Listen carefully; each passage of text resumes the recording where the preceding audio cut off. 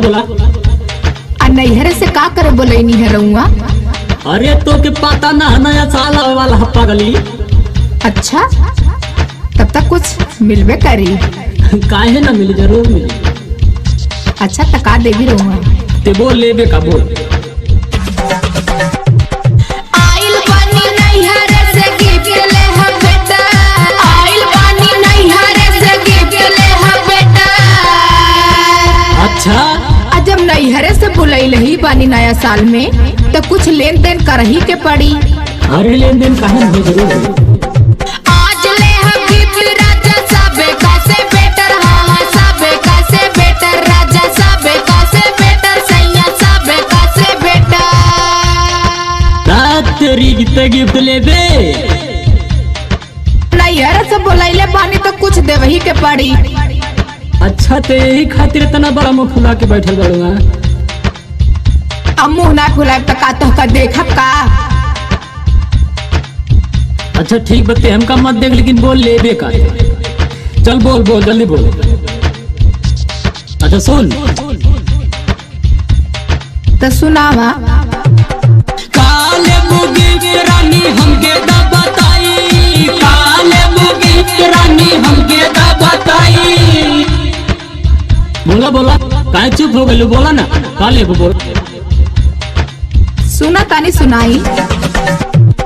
काले मुगी के रानी हमके दा बताई, हम जाई लेके आई, हम जाई लेके आई, हम जाई लेके आई, हम जाई लेके आई।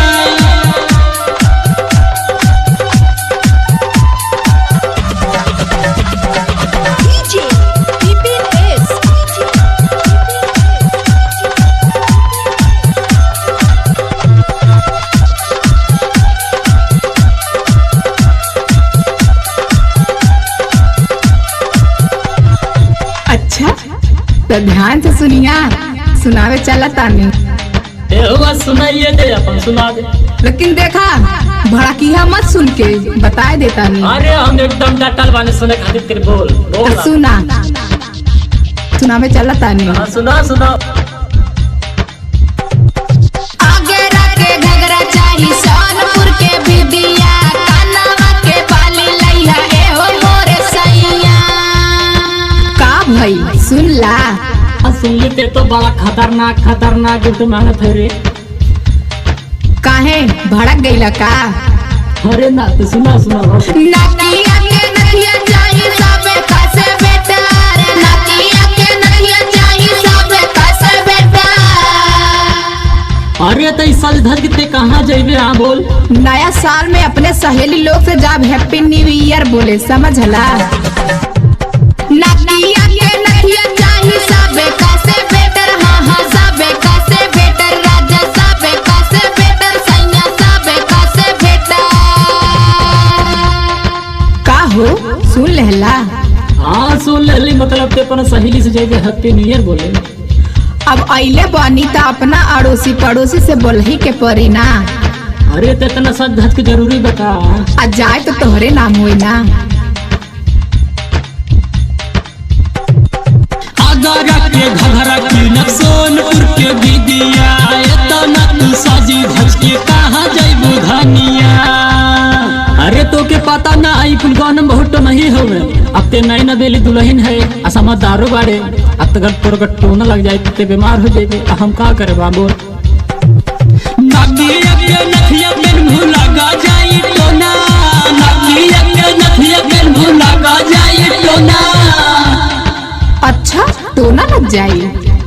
ई कुल गहना बहुत टोना ही है, थोड़ा के टोना लगा दी है। सुन नकिया के नथिया पेन भुला जाई टोना, रानी लगा जाई टोना, रानी लगा जाई टोना, रानी लगा जाई टोना, रानी लगा जाई टोना। ना टोना ना से हमरा ना डर लगेला। अरे तो के पता नहीं प्रतापगढ़ है, ऐसे बहुत छिनैती भोला जौन भलक करवा ना ओइ दिन रहो। बात ना बनाई जानी हमके बहकाई, बात ना बनाई जानी हमके बहकाई। का हुआ कबे से बोल बोल बहका ले बानी, ऐसे काम ना चली बुझला।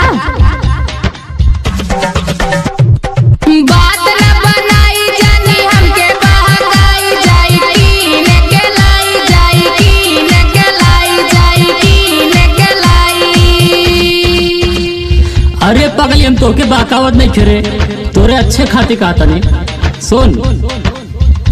नहीं हमके नइखे सुने के बा। अरे सुन सुन सुन।